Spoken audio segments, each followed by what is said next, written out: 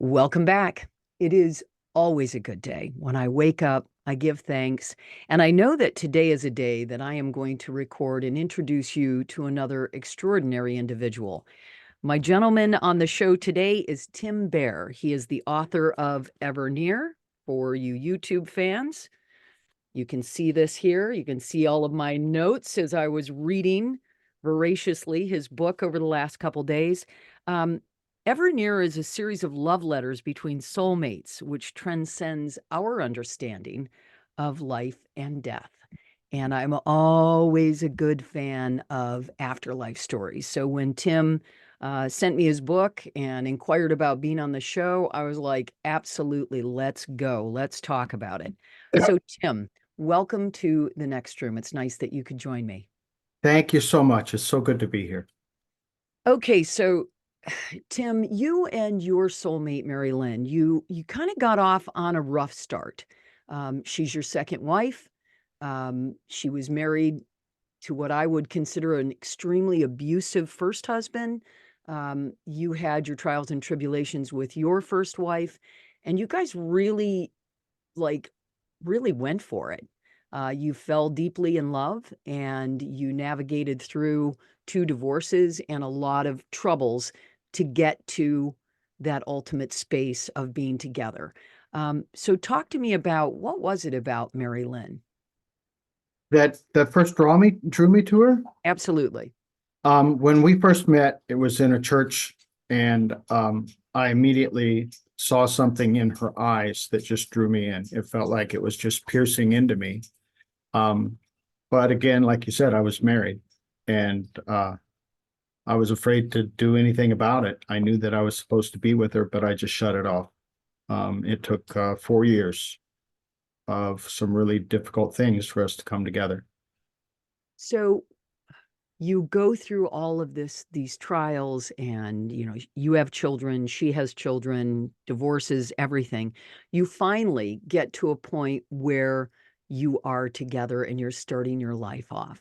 How many years were you with her before the cancer came? From 1995 until she was diagnosed in February 2016. Okay, so you had a good amount of happy 20, times. 21 years, yeah, ish. Yeah. Okay, so was her passing, was it quick, or did it linger? 15 months of illness. Wow, that's fast. Yeah. That's very fast. What in those times, like what was happening with the two of you as far as conversations about the inevitable, that she is going to leave her physical self? Did you have spiritual conversations at that point? Yeah, we did. And even some practical ones. We talked about what my life would be like afterwards. She's actually planned um, the type of home I'm living in right now. Um, As a matter of fact, what she wrote down is exactly where I'm living in, and I moved here 4 years after she passed.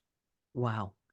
So we were prepared for being together uh, after she passed.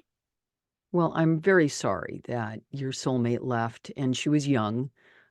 It wasn't like she lived to a ripe old age of 90, which most of us would like to do if we're in Right. good health. Um, Talk to me. I find this the most fascinating because I'm a big fan of the afterlife. I firmly believe in it. I believe that there's a beautiful situation waiting for each and every one of us when we shed this earthly vessel and we move on. Talk to me about the communication with her and when it first started after she passed. When did she pass exactly? She passed May 11th, 2017. Okay, May 11th, 2017. Um, how long after did you start feeling her presence? I was aware of her, but I didn't really communicate with her till it took about a week, was all. Um, Okay. and at that time, it was actually an audible voice. I heard her over earbuds that I was listening to. So you're listening to, I was listening to, we had planned to be together after she passed. However, we didn't plan how. So Okay. when she died, I was there trying to figure that out myself.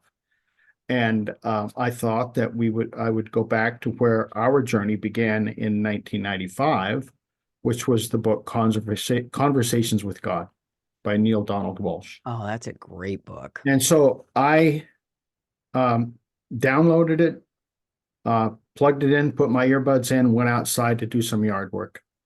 And not 10 minutes into it, I heard someone behind me, and I thought maybe the neighbors were doing something. I heard something behind me again, and I knew exactly.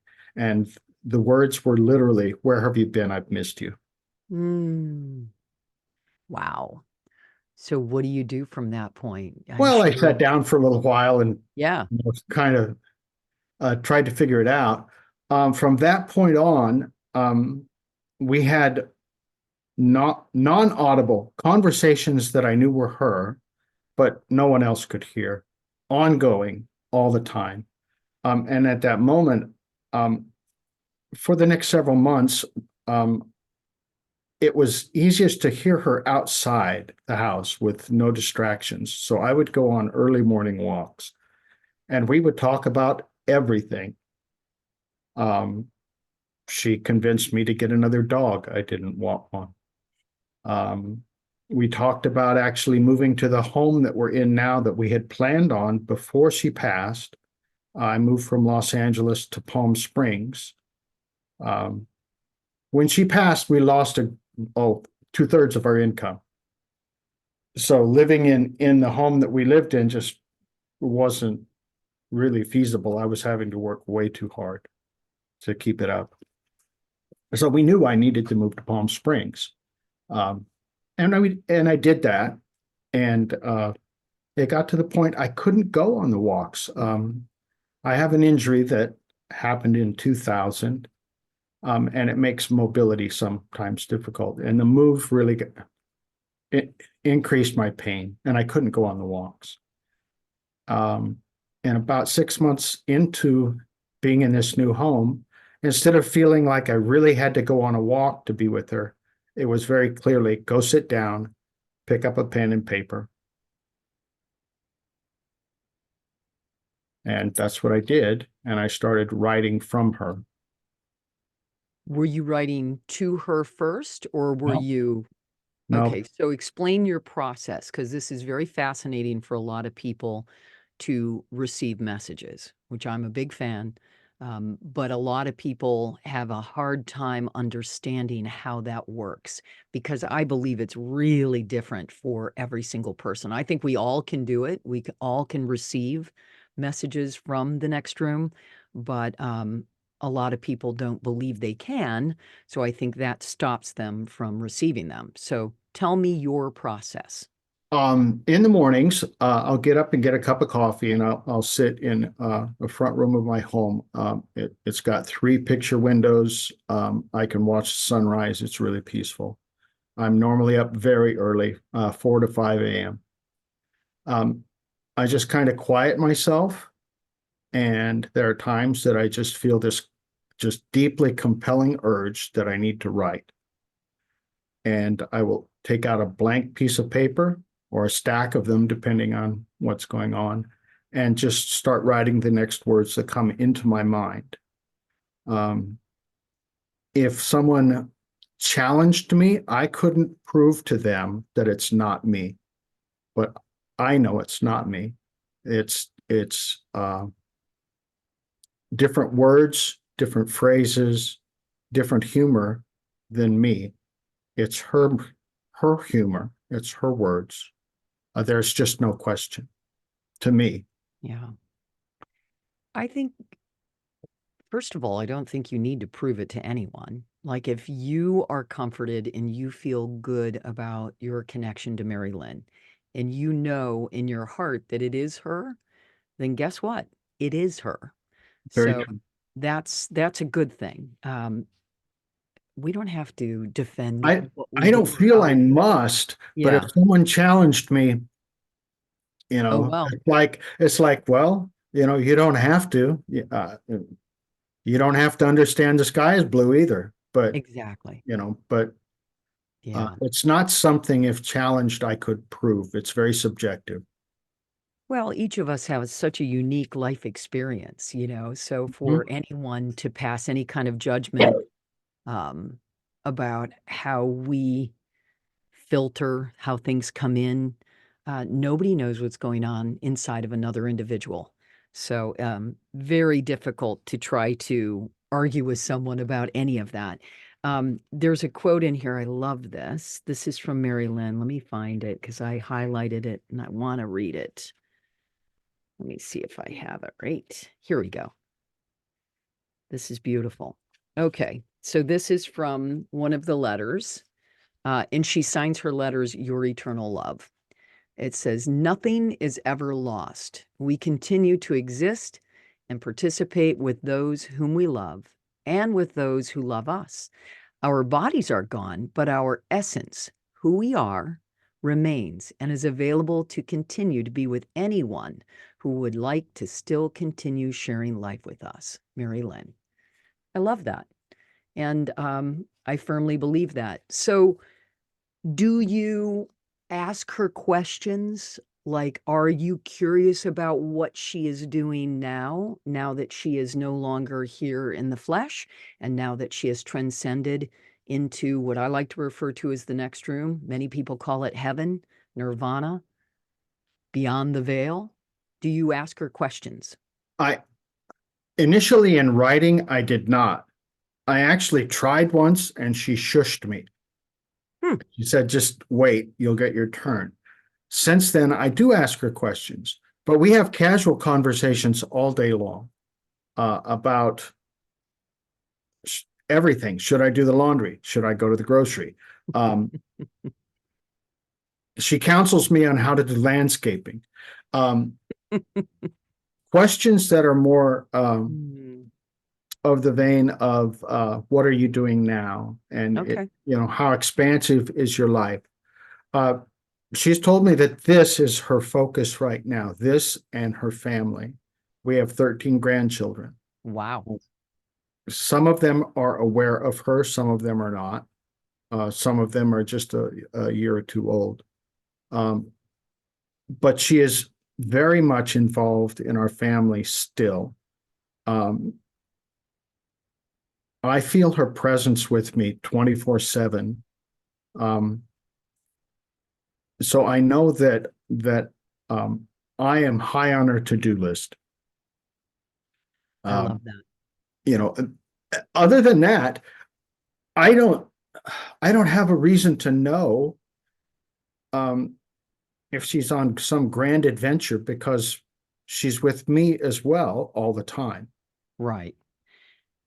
Do her girls and your four children, do they connect with her as well? Are they communicating with Mary Lynn? Her two girls, no.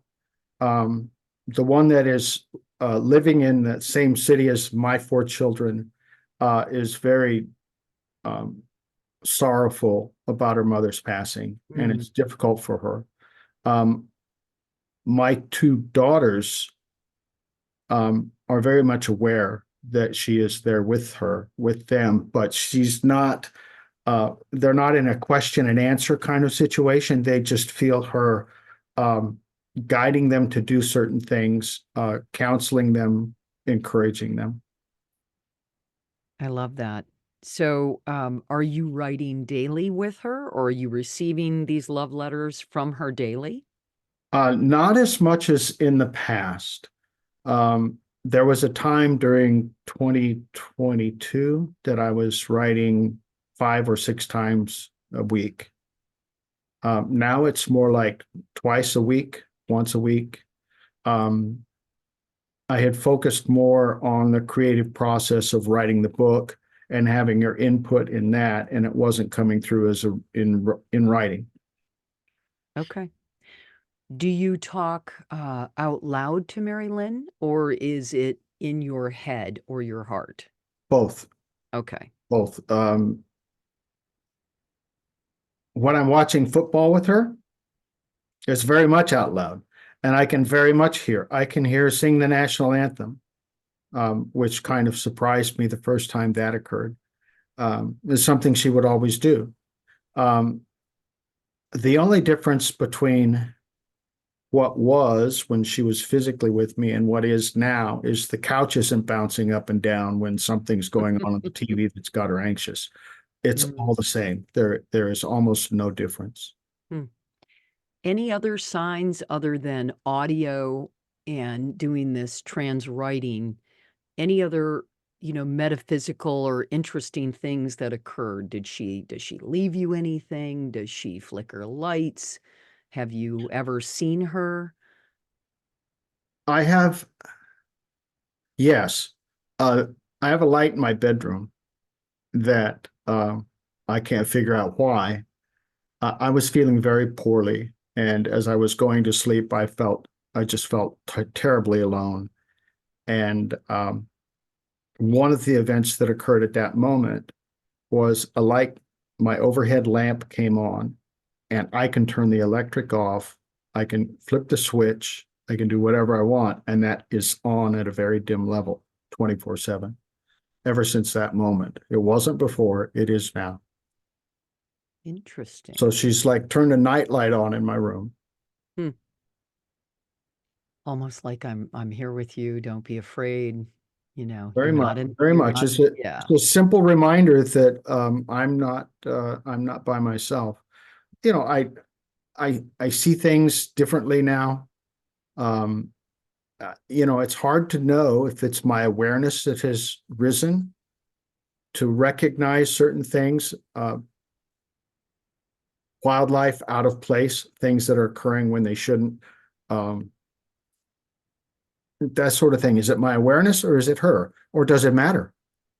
Um, if I hear a song on the radio and it reminds me of her, it doesn't matter whether she brought me the music or the music brought her to me.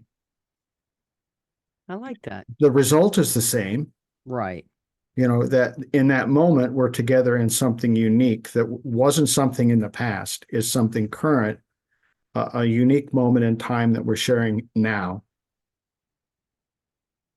I like that. I like that. That's a good perspective on that.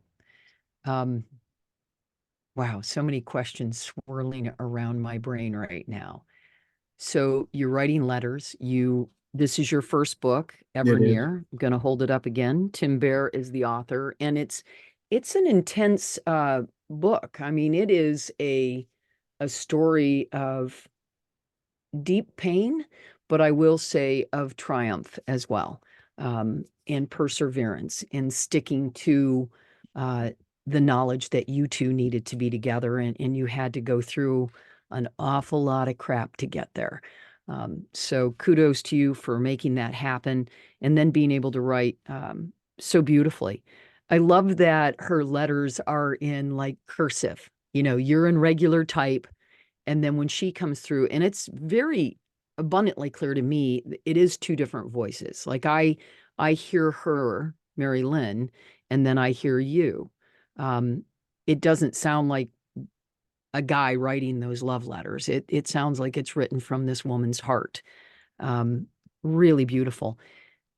Now that you know what you know, that love never dies, and we do change energy forms, and we go to wherever we go, whatever you believe, we transcend. Um, how do you feel about death? Your own. My own, I am not worried about it at all. Um, I anticipate that it will be a joyful occurrence for me. Um, uh, I think the only downside to my passing would be what it will do to my children. Um, Marilyn and I had a very, I don't know, an understanding of death, that it was just a transition.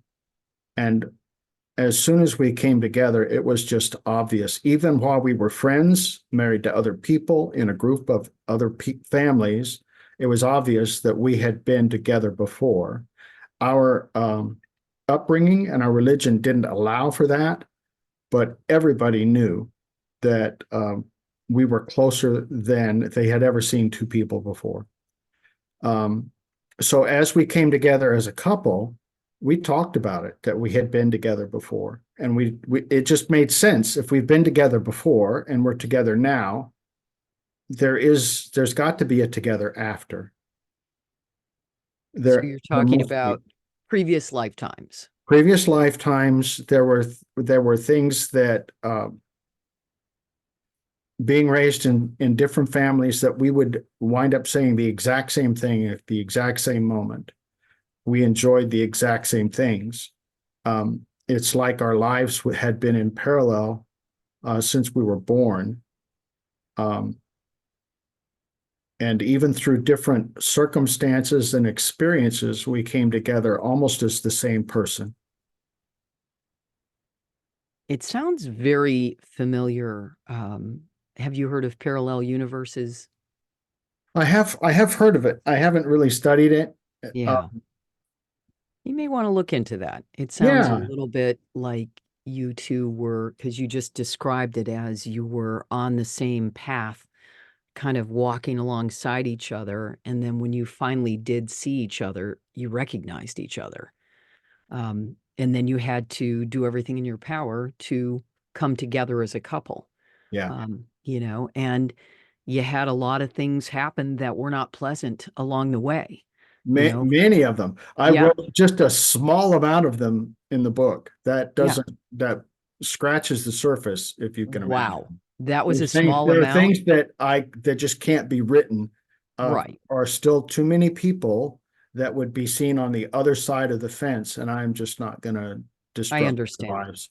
No, I understand. It was for me, it was I kept going, "Oh my gosh, holy cow." I mean, it was like situation after situation. I'm like, this can't be happening. I mean, financial ruin and the children and your cousin, the situation with your one daughter. I mean, it was all like there was a lot to navigate. And if that's only barely scratching the surface, congratulations for your survival through all of this. So, Tim, from your book is ever near, what are you doing now? What is next for you? What is Tim Bair doing in Palm Springs? Are you writing more books? Is this your path now? I am right now sorting some of the 300 or so letters that I have already on file from her into categories that I can use for the second book, which the title will be Out of Injury, in Illness and Loss into Healing. Hmm. So we'll go back through her illness, my injury, which was pretty substantial, um, and the loss of her, and how healing has occurred. And it will all be from her perspective, using her letters as the basis for those discussions. Is she encouraging you to write? Yes, very much. And so is every person in my orbit. Mm. Um, Everyone I know is looking forward to book two. Do you have any interest in finding someone here that is still on the planet to connect with and to share your life with? I'm not opposed to it, and neither is Marilyn, but it's not something I'm focused on. Okay. I'm not really worried about it. If it does occur, it will occur. Things just happen to me, through me, for me, that that I don't even have on my radar. Um, so yeah, if it happens, it happens. If it doesn't, it doesn't. I'm not worried about it. I'm perfectly happy living by myself, but absolutely not alone. Wow. Isn't that the truth? Because they're around us all the time. We just have to open up and we have to, I think, believe, there's so much to that. A lot of people don't, it freaks them out or whatever, and they think that death is the final chapter. And quite frankly, it's just a new beginning. At Yeah. least that's in my opinion. I definitely have to say that. Okay, so you're writing I had asked you before we started recording, when do you think you'll have book number two? Towards the end of 24, 25, sometime Okay. maybe spring 25. Yeah. As you might imagine, some of this writing is very intense. Oh, yeah. And I found that for me, there's only a couple hours a day I can focus on things that deeply before I'm exhausted, physically Sure. exhausted. It just kind of wrings the life out of you to write some of those things. And to focus on her illness. I mean, there were that process was really intense. Um, I mean, we spent in 15 months, spent 5 of that in the hospital. Oh, man. Um, Hmm. so there's a lot of you know things that I have to go back through and remember and recall. Sure. Um, You're gonna have to relive the pain. yeah, and it's kind of it's challenging, but it's very cathartic. I mean, Mm, it really to be able to talk about it, to share it, to express it. Um, I experience healing, and I believe that others do as well. hmm. That others see that there's a path forward, even though it's extremely difficult sometimes. Right.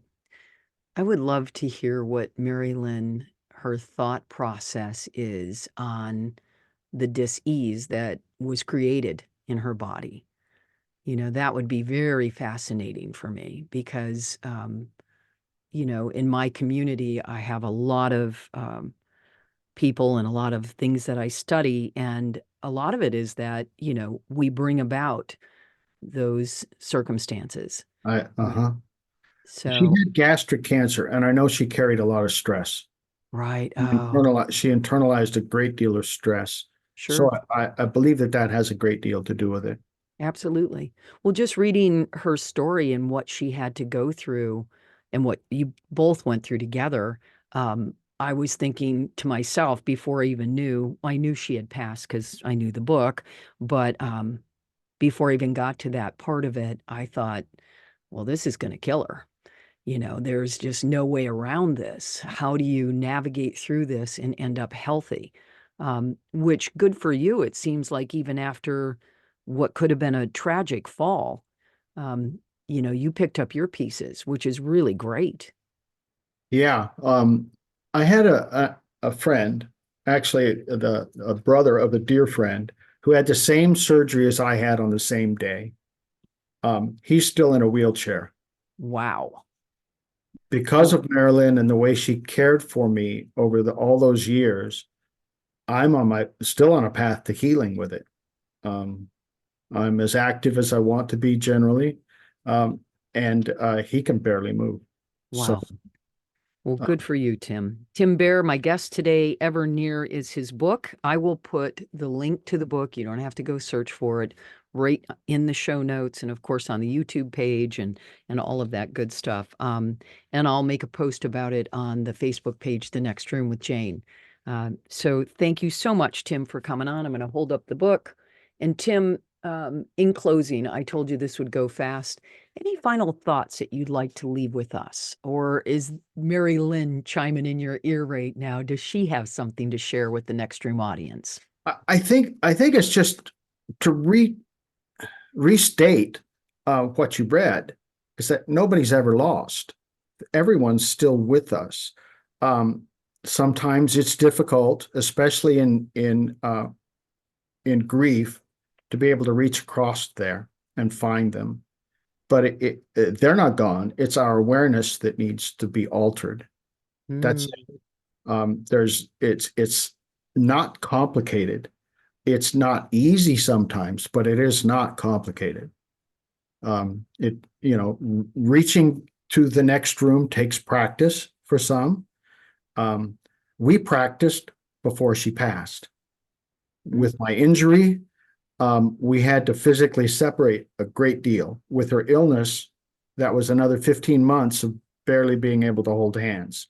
So we practiced a relationship, an intimate, romantic, loving relationship without physical touch for years. mm. So we kind of cheated. Yeah. Well, I don't know if it's cheated or, you were just kind of preparing. We were in the right place at the right time. This is our focus. This is for me, my understanding is this is the reason she passed, is so that we can be together from the most intense position of love that there is, and that's from either side. Beautiful. Well said. And thank you for sharing. Going to close out the show with Tim Bair for Ever Near his book with another quote from Mary Lynn. I love this one too. It says, "We in spirit are not only aware of your lives, but continue to share it. We're able to participate in every joyous occasion. We are with you, holding you through every pain. We have not gone anywhere." Wow. Beautiful. Ever Near is the book. Tim Bair, the author, my guest. Tim, thank you so much for joining me on The Next Room. Um, it's just really nice to meet another author and also someone that has a really fascinating story. A lot of times, and this is not about a gender thing, but I find a lot more women in this field of discovery and afterlife and deeper consciousness and all of that than I do men. It's just the way it is. Mhm. So it's really exciting for me when a male reaches out and says, "Hey, I want to share my story." I'm all about it because I think that it just helps us break down some of those barriers. It's really, really great. So thank you for joining me. You're listening to The Next Room with Jane Asher. Thanks for the Facebook follows. Thank you for the Instagram follows. I appreciate all of the reviews that we've been getting on the podcast. I think we're up to 14 countries now. Of course, the United States and Canada, then coming in third is Australia. I really appreciate it. It's the only way that a small podcast can grow is by downloads and shares and listens and a tap on the shoulder to a good friend to say, "Hey, found a great show. I think you may enjoy it." So I appreciate you. Thank you. And I will be back again next week on The Next Room.